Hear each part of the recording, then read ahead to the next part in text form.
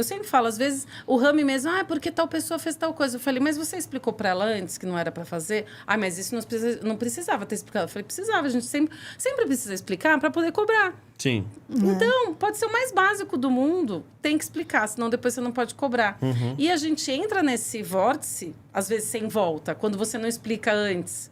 E aquilo vem... Por isso que você tem que pensar qual que é E a história, cada condomínio tem um jeito diferente, né? Então, tem condomínios que a gente muda a cultura do condomínio pela forma que você começa a atender o morador, a orientar o fornecedor. A se comunicar, né? Orientar o funcionário, como que ele tem que fazer, o que ele tem que falar para o morador, o que ele não pode falar, né? Então, a gente muda a cultura, só que isso também leva tempo. E tem pessoas que compreendem isso de uma maneira positiva, né? Os conselheiros que estão ali pela coletividade...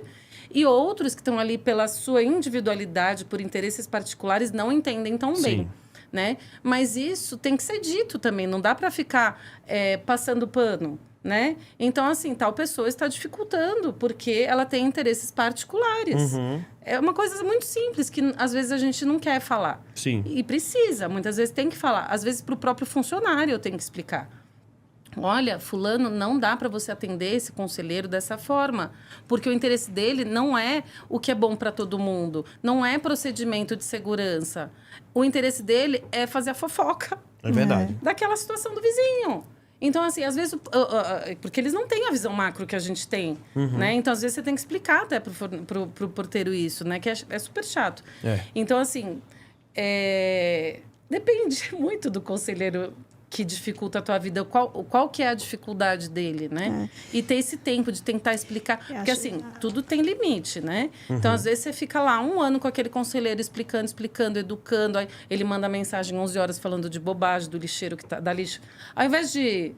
Né? A gente sempre fala, Bettina, de pegar o lixo e jogar, ele tira a foto e te manda 11 da noite, né?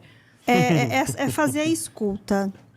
Então, por exemplo, a gente tem conselheiros que parece que ele não tem vida própria. Ele tem a vida do condomínio. Ele olha se o funcionário chegou atrasado, se faltou. A gente vê que o olhar dele está totalmente direcionado para as demandas do condomínio. E por que disso, gente? Aí, de novo, fazer a leitura do comportamento do outro. Mental. Né? Ele está se comportando assim porque talvez a vida dele seja tão difícil.